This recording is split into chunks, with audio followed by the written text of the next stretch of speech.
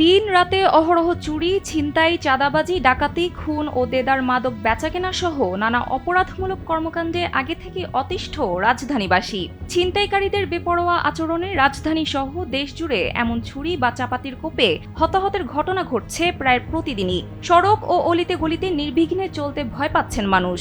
এসব কিছুর মাঝে নতুন করে ফের সক্রিয় হয়েছে আরেক আতঙ্ক, হানি ট্র্যাপ। কিন্তু কি এই হানি ট্র্যাপ? হানি ট্র্যাপ এক ধরনের অপকৌশল। সহজ কথায় এটা হলো নারীর প্রলোভন দেখিয়ে সর্বস্ব লুটে নেওয়ার পদ্ধতি।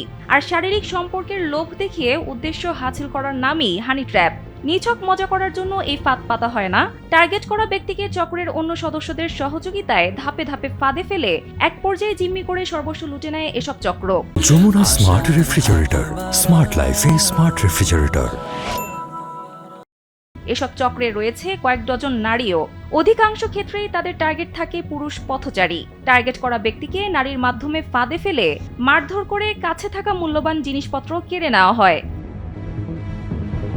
সম্প্রতি এমনই এক ঘটনাকে কেন্দ্র করে প্রকাশ্যে সাংবাদিক আসাদুজ্জামান তুহিনকে কুপিয়ে হত্যার পর নতুন করে আলোচনায় এসেছে এই হানি ট্র্যাপ গ্রুপ। ছিনতাই বা চাঁদাবাজি নয়, হানি ট্র্যাপের দৃশ্য নিজের মুঠোফোনে ধারণ করাতেই নির্মমভাবে হত্যা করা হয়েছে গাজীপুরের দৈনিক প্রতিদিনের কাগজের প্রতিবেদক আসাদুজ্জামান তুহিনকে।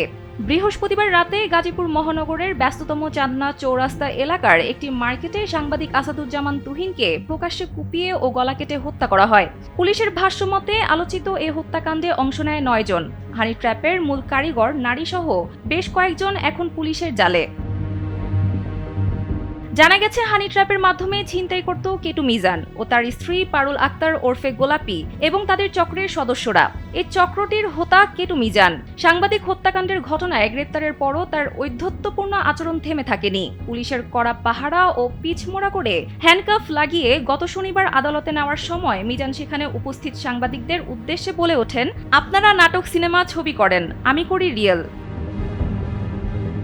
এ বিষয়ে গাজীপুর মহানগর পুলিশের উপকমিশনার রবিউল হাসান বলেন, চাঁদনা চৌরাস্তায় আমাদের নিরাপত্তা ব্যবস্থা আগেও ছিল। সাংবাদিক তুহিন হত্যাকাণ্ডের পর তা আরও জোরদার করা হয়েছে। ব্যবসায়ীদের সিসিটিভি ক্যামেরা লাগাতে বলা হয়েছে, যাতে অপরাধীরা পালিয়ে গেলেও তাদের শনাক্ত করে আইনের আওতায় আনা যায়। সানজিদা ইসলাম, কালবেলা।